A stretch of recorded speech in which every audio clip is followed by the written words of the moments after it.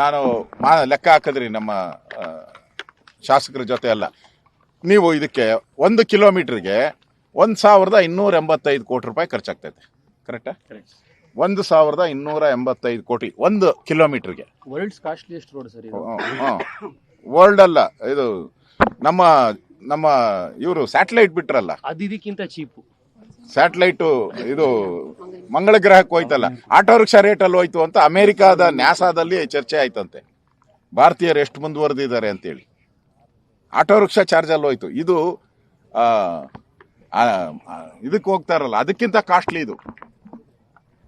Satellite ಇಂತ costly ಇದು. ನೋಡಿ, ಅಷ್ಟು ದುಬಾರಿ ಇರ್ತಕ್ಕಂಥ ಈ ಒಂದು ಯೋಜನೆ ಇವತ್ತು. ಅದರ ಬದಲಾಗಿ ಡಿ ಕೆ ಶಿವಕುಮಾರ್ ಅವರು ಪ್ರಶ್ನೆ ಕೇಳಿದ್ದಾರೆ, ಬೇರೆ ನಮಗೆ ಸಲಹೆ ಕೊಡಿ, ವಿರೋಧ ಮಾಡಬೇಡಿ ಅಂತ. ನಾನು ಸಲಹೆ ಕೊಡಕ್ಕೆ ಇಷ್ಟಪಡ್ತಾ ಇದ್ದೀನಿ. ನೋಡಿ, ಈ ರೇಟಿಗೆ ನೀವು 5 ಕಿಲೋಮೀಟರ್ ಮೆಟ್ರೋ ಮಾಡ್ಬೋದು. 1 ಕಿಲೋಮೀಟರ್ ಸುರಂಗ ರಸ್ತೆಗೆ ಬದಲಾಗಿ ನೀವು 5 ಕಿಲೋಮೀಟರ್ ನೀವು ಮೆಟ್ರೋ ಮಾಡ್ಬೋದು. ಈ ಸುರಂಗದಲ್ಲಿ ಹೋಗುವಂತಹದ್ದು ನೀವು 1800 ವೆಹಿಕಲ್ ಪರ್ ಅವರ್. ಮೆಟ್ರೋದಲ್ಲಿ ಎಷ್ಟು ಹೋಗ್ತಾರೆ ನಿಮಗೆ? 69 to 70,000. 60,000 ಜನ, 60,000 ಜನ ಹೋಗ್ತಾರೆ. ಯಾವುದು ಫೀಸಿಬಲ್? ಅಲ್ಲಿ ನಿಮಗೆ ಕಮಿಷನ್ ಸಿಗಲ್ಲ ಮೆಟ್ರೋದಲ್ಲಿ, ಇಲ್ಲಿ ಕಮಿಷನ್ ಸಿಗ್ತೈತೆ. ಅಷ್ಟೇ ಡಿಫರೆನ್ಸ್, ಬೇರೆ ಏನು ಡಿಫರೆನ್ಸ್ ಇಲ್ಲ ಇಲ್ಲಿ ನಿಮಗೆ.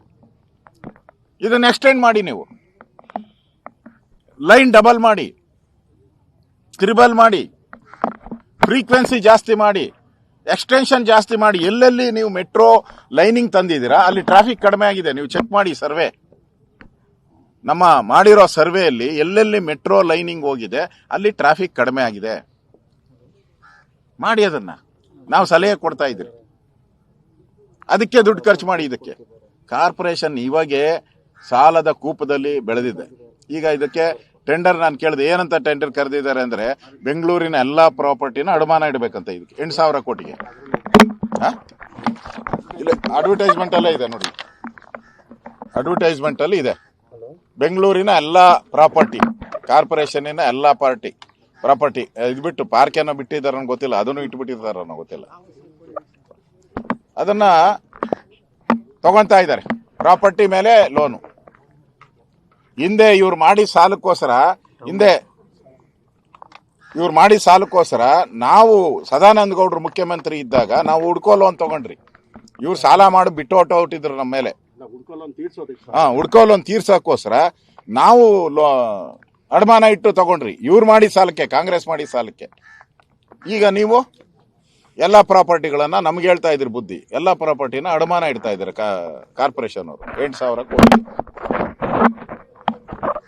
ಅಡಮಾನ ಇಟ್ಟು ಮಾಡೋ ಅಂತ ಒಂದು ಪ್ರಾಜೆಕ್ಟ್ ಇದು. ಮಾಡಿ, ಬೇಕಾದ್ರೆ ನಿಮ್ಮ ಹತ್ರ ಎಕ್ಸಸ್ ಮನಿ ಇದ್ರೆ ನಿಮ್ಮ ಹತ್ರ ಮಾಡಿ. ನಿಮ್ಮ ಹತ್ರ ದುಡ್ಡಿಲ್ಲ, ಸಂಬಳ ಕೊಡೋಕ್ಕೂ ದುಡ್ಡಿಲ್ಲ ನಿಮ್ಮ ಹತ್ರ, ಪಾಪರ ಹೊಟ್ಟಿದ್ದೀರ. ಲೈಬ್ರರಿಯನ್ನು ಆತ್ಮಹತ್ಯೆ ಮಾಡ್ಕೊಂತ ಇದ್ದಾರೆ, ರೈತರ ಆತ್ಮಹತ್ಯೆ ಮಾಡ್ಕೊಂತ ಇದ್ದಾರೆ, ಕಾಂಟ್ರಾಕ್ಟರ್ ಆತ್ಮಹತ್ಯೆ ಮಾಡ್ಕೊಂತ ಇದ್ದಾರೆ.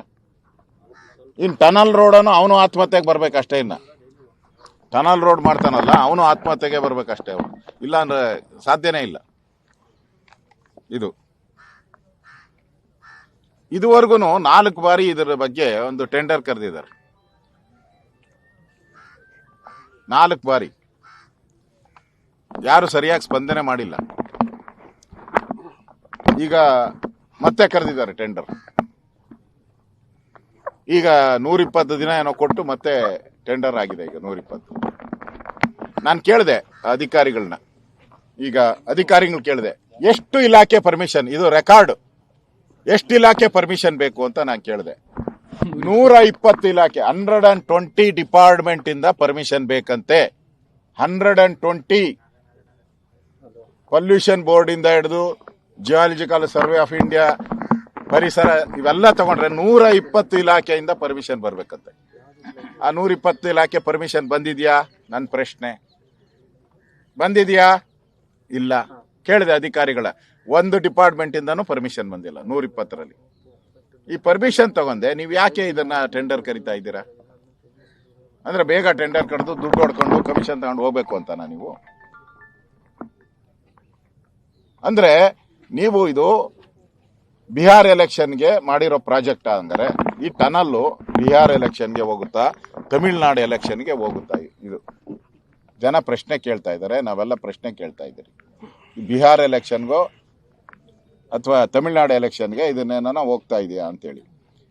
ಇದರಲ್ಲಿ ಸ್ಪಷ್ಟವಾಗಿ ಅವರು ಹೇಳಿದ್ದಾರೆ, ಇದನ್ನ ಯಾವುದೇ ರೀತಿ ಕೊಡಕ್ ಬರಲ್ಲ ಅಂತ ಹೇಳಿ ಡಿಪಾರ್ಟ್ಮೆಂಟ್ ಕೊಟ್ಟಿದ್ದಾರೆ. ಆರ್ಟಿಕಲ್ ಡಿಪಾರ್ಟ್ಮೆಂಟ್ ಅವರು ನೋಡಿ ಇಲ್ಲಿದೆ, ಅದರಲ್ಲಿ ಸ್ಪಷ್ಟವಾಗಿ ಹೇಳಿದ್ದಾರೆ ಏನು ಕೊಡಕ್ಕೆ ಬರಲ್ಲ ಅಂತ ಅಂದು. ಯಾವುದು ಮಾರಾಟ, ಗುತ್ತಿಗೆ, ದಾನ, ವಿನಿಮಯ, ಅಡಮಾನ ಯಾವುದೇ ಲೈಸೆನ್ಸು ಮಂಜೂರಾತಿ ಮಾಡತಕ್ಕದ್ದಲ್ಲ. ಹಾಗೂ ಪ್ರಕರಣ ಉಲ್ಲೇಖಿಸಿರುವ ಮಂಜೂರಾತಿ ಮಾಡಲಾದ ಯಾವುದೇ ಪರಭಾರೆ ಅಥವಾ ಲೈಸೆನ್ಸ್ ಅನೂರ್ಜಿತವಾದತಕ್ಕದ್ದು ಅಂತ ಹೇಳಿದ್ದಾರೆ. ಆಕ್ಟ್ ಅದರಲ್ಲಿ 1975 ಆಕ್ಟ್. ನಾನು ತೇಜಸ್ವಿ ಸೂರ್ಯ ಅವ್ರು ಕೇಳಿದೆ, ಆಕ್ಟ್ ಅವ್ರ ಲಾಯರ್ ಕೇಳಿದೆ ಅದರಲ್ಲಿ ಏನೇ ಇದೆ ಅಂತ ಹೇಳಿದ್ರೆ, ಅವ್ರು ಯಾರಾದ್ರೂ ಪರ್ಮಿಷನ್ ಕೊಟ್ರೆ ಇದ್ರ ಪ್ರಕಾರ ಕೊಟ್ರೆ ಅವ್ರಿಗೆ ಅಧಿಕಾರಿಗೆ ಜೈಲು ಶಿಕ್ಷೆ ಅಂತ ಬಂದಿದೆ. ಅದರಲ್ಲಿ ಅವ್ರ ಮೇಲೆ ಡಿಸಿಪ್ಲಿನರಿ ಆಕ್ಷನ್ ಅಂತ ಬಂದಿದೆ. ಏನೋ ಕೋರ್ಟು ಕೂಡ ಅಕ್ಸೆಪ್ಟ್ ಮಾಡಲ್ಲ ಅಂತ ಬಂದಿದೆ. ಕೋರ್ಟು ಇದು ಆಕ್ಟ್ ಪ್ರಕಾರ 1975 ಆಕ್ಟ್ ಪ್ರಕಾರ ನಾನು ಹೇಳ್ತಾ ಇರೋದು. ಆಕ್ಟ್ ಪ್ರಕಾರನೂ ನೀವು ಮಾಡಕ್ ಬರಲ್ಲ, ಕಾನೂನು ಪ್ರಕಾರ ನಾನು ಹೇಳ್ತಾ ಇರೋದು. 1975 ಆಕ್ಟ್ ಪ್ರಕಾರ ನಿಮಗೆ ಈ ಪ್ರಾಜೆಕ್ಟ್ ಲಾಲ್ ಬಾಗಲ್ಲಿ ಅಥವಾ ಸ್ಯಾಂಕಿ ಟ್ಯಾಂಕ್ ಅಲ್ಲಿ ಮಾಡಕ್ಕೆ ಬರಲ್ಲ, ಹೆಬ್ಬಾಳ ಕೆರೆಯಲ್ಲಿ ನೀವು ಮಾಡಕ್ಕೆ ಬರಲ್ಲ. ಸರ್ ಮೊನ್ನೆ ಕೃಷ್ಣರಾವ್ ಪಾರ್ಕಿಗೆ ಸರ್ವೆಗೆ ಬಂದಿದ್ರು, ಅಲ್ಲೂ ಮಾಡಕ್ಕಾಗಲ್ಲ. ಕೃಷ್ಣರಾವ್ ಪಾರ್ಕ್ ಈಗ ಆಡ್ ಆಗಿದೆ, ಅಲ್ಲೂ ಕೃಷ್ಣರಾವ್ ಪಾರ್ಕ್ ಹತ್ರನು ಕೂಡ ಮತ್ತೆ ಅಲ್ಲಿ ಶುರು ಮಾಡ್ಕೊಂಡಿದ್ದಾರೆ. ಅಲ್ಲಿ ಇದು ಸೇರ್ಸ್ಕೊಂಡಿದ್ದಾರೆ, ಅಲ್ಲಿ ಸರ್ವೆ ಮಾಡಿದ್ದಾರೆ. ಈಗ ಅಂದ್ರೆ ಎಲ್ಲಾ ಪಾರ್ಕ್ ಹುಡುಕಿದ್ದಾರೆ. ಈಗ ಬೆಂಗಳೂರಲ್ಲಿ ಎಲ್ಲೆಲ್ಲಿ ಲಂಗ್ ಸ್ಪೇಸ್ ಇದೆಯೋ ಅಲ್ಲಿ ಹುಡುಕಿದ್ದಾರೆ. ಯಾಕೆ ಹುಡುಕಿದ್ದಾರೆ? ಬೇರೆ ಜಾಗ ಅಕ್ವೈರ್ ಮಾಡಿದ್ರೆ ಇವ್ರಿಗೆ ದುಡ್ಡು ಬೇಕು. ಬೇರೆ ಜಾಗ ಈಗ ಇಲ್ಲಿ ಬಿಟ್ಬಿಟ್ಟು ಬೇರೆ ಜಾಗದಲ್ಲಿ ಇವ್ರು ಅಕ್ವೈರ್ ಮಾಡಿದ್ರೆ ಪ್ರೈವೇಟ್ ಜಾಗದಲ್ಲಿ ದುಡ್ಡು ಕೊಡಬೇಕು. ಇವರು ಪಾಪರ್ ಔಟಿದ್ದಾರೆ, ಇಡೀ ದೇಶದಲ್ಲಿ ಪಾಪರ್ ಗಿರಾಕಿ ಅಂತ ಅನೌನ್ಸ್ ಔಟಿದೆ ಇವರು. ಅದಕ್ಕೆ ಬಿರಿ ಪಾರ್ಕ್ಗಳೇ ಹುಡುಕ್ತಾ ಇದ್ದಾರೆ, ಬಿರಿ ಲೇಕ್ಗಳೇ ಹುಡುಕ್ತಾ ಇದ್ದಾರೆ. ಸ್ಯಾಂಕಿ ಟ್ಯಾಂಕು, ಹೆಬ್ಬಾಳ ಕೆರೆ, ಲಾಲ್ಬಾಗ್ ಕೆರೆ, ಆಮೇಲೆ ಇಲ್ಲಿ ಪಾರ್ಕು, ನಮ್ಮ ಕೃಷ್ಣರಾವ್ ಪಾರ್ಕು, ವಿಧಾನಸೌಧ ಮುಂದೆ ಎಲ್ಲೆಲ್ಲಿ ಪಾರ್ಕ್ಗಳಿದೆ ಅಲ್ಲೇ ಐಡೆಂಟಿಫೈ ಮಾಡಿದ್ದಾರೆ. ಇದು ಮನೆ ಆಳ ಕೆಲಸ ಅಲ್ವಾ ಅಂತ ನಾನು ಪ್ರಶ್ನೆ ಮಾಡ್ತಾ ಇದ್ದೀನಿ. ಬೇರೆ ಜಾಗ ನಿಮ್ಗೆ ಸಿಕ್ಕಿಲ್ವಾ? ಬಿರಿ ಪಾರ್ಕು ಕೆರೆನೇ ಮುಳುಗಿಸ್ತಾ ಇದ್ದೀರಲ್ಲ.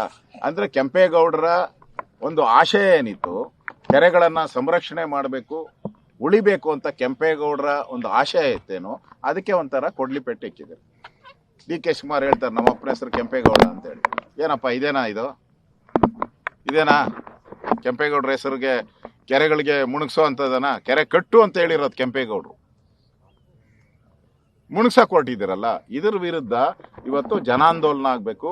ನಾನು ಹೇಳ್ತಾ ಇದ್ದೀನಿ, ಬೆಂಗಳೂರಿನ ಜನ ಎಚ್ಚೆತ್ಕೊಬೇಕು. ಇದು ಲಂಗ್ ಸ್ಪೇಸ್, ಇದೊಂಥರ ಶ್ವಾಸಕೋಶ ಇದ್ದಂಗೆ ನಮ್ಮ ಬೆಂಗಳೂರಿಗೆ. ಈ ಶ್ವಾಸಕೋಶನೇ ಕಡ್ದಾಕ್ಬಿಟ್ರೆ ಮುಂದಿನ ದಿನಗಳಲ್ಲಿ ಇನ್ಯಾವುದು ಇದೊಂದು ದಾಖಲೆ ಸಿಕ್ಬಿಟ್ರೆ ಇನ್ಯಾವ ಪಾರ್ಕು ಉಳಿಯಲ್ಲ. ಬೆಂಗಳೂರಲ್ಲಿರೋ ಯಾವ ಪಾರ್ಕು ಯಾವ ಕೆರೆನೂ ಉಳಿಯಲ್ಲ. ಇದೇನಾದ್ರೂ ಆದ್ರೆ ಎಲ್ಲ ಮುಣಸಾಕಕ್ಕೆ ಒಂದು ಕಾನೂನು ಬಂದ್ಬಿಡುತ್ತೆ. ಅದಕ್ಕೋಸ್ಕರ ನಾನು ರಾಜ್ಯದ ಜನತೆಗೆ, ವಿಶೇಷವಾಗಿ ಬೆಂಗಳೂರು ಜನತೆಗೆ, ಈ ಟನಲ್ ರೋಡು ಬೇಡವೇ ಬೇಡ, ಇದು ಫೀಸಿಬಲ್ ಅಲ್ಲ. ನಾವ್ಯಾರು ಅಭಿವೃದ್ಧಿ ವಿರೋಧಿಗಳಲ್ಲ. ಒಳ್ಳೆ ಕೆಲಸ ಮಾಡಿ. ಫಸ್ಟ್ ನೀವು ಮಾಡಬೇಕಾಗಿರೋದು ಬೆಂಗಳೂರಲ್ಲಿ ಬಿದ್ದಿರೋಂಥ ಹಳ್ಳಗಳನ್ನೆಲ್ಲ ಮುಚ್ಚಿಬಿಡಿ, ಬೆಂಗಳೂರಲ್ಲಿರೋ ಕಸನೆಲ್ಲ ತೆಗೆದುಬಿಡಿ. ಆಮೇಲೆ ನೀವು ಬೇಕಾದ್ರೆ ಚಂದ್ರಲೋಕಕ್ಕೆ ಏನಾದರೂ ಟನಲ್ ಮಾಡ್ತೀನಿ, ಗಾಳಿಯಲ್ಲೇ ಒಂದು ಟನಲ್ ಮಾಡ್ತೀನಿ ಅಂದ್ರೆ ನಮ್ದೇನು ಅಬ್ಜೆಕ್ಷನ್ ಇಲ್ಲ. ಈಗ ಯಾರೋ ಹೇಳ್ತಾ ಇದ್ರು ನಮಗೆ, ಎಲೆಕ್ಟ್ರಾನಿಕ್ ಸಿಟಿಯಿಂದ ಏರ್ಪೋರ್ಟ್ಗೆ ಹೆಲಿಕಾಪ್ಟರಲ್ಲಿ 1300 ರೂಪಾಯಿ ಅಂತೆ. ಇರಿ, 1300 ರೂಪಾಯಿ ಹೆಲಿಕಾಪ್ಟರಲ್ಲಿ ಡೈಲಿ ಹೋಗ್ಬೋದು. ಅದು ಆರ್ಡರ್ ಕಾಪಿ ಇದೆ, ನಿಮ್ಗೆ ತೋರಿಸ್ತೀನಿ. ಏರ್ ಲಿಫ್ಟ್ ರೆಗ್ಯುಲರ್ ಅಲ್ಲಿಂದ ಹೋಗ್ತಾರೆ ಐಟಿ ಬಿಟ್. ಇದಕ್ಕೆ ನಿಮ್ಗೆ 800 ರೂಪಾಯಿ ಬೇಕು. ಅದು ಅಲ್ಲಿ ಹೋಗಲ್ಲ, ಹೆಬ್ಬಾಳದ ಹತ್ರಕ್ಕೆ ಅಷ್ಟೇ. 800 ಕೊಟ್ರೆ ನೀವು ಹೆಬ್ಬಾಳದವರೆಗೂ ಅಷ್ಟೇ.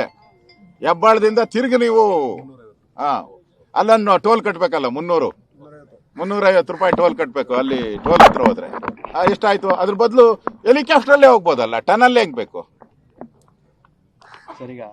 ಅದರಿಂದ ನಾನು ಹೇಳೋವಂಥದ್ದು, ಇದು ಫೀಸಿಬಲ್ ಇಲ್ಲದೆ ಇರತಕ್ಕಂತ ಒಂದು ಇದನ್ನ ನೀವು ಜನಗಳ ಮೇಲೆ ಏರ್ತಾ ಇದ್ದೀರಾ. ಇದಕ್ಕೆ ವಿರೋಧ ಇದೆ. ಅದನ್ನ ನಾವು ವ್ಯಕ್ತ ಮಾಡ್ತಾ ಇದ್ದೀರಿ. ಅಭಿವೃದ್ಧಿಗೆ ನಾವು ಸಹಕಾರ ಕೊಡ್ತೀರಿ.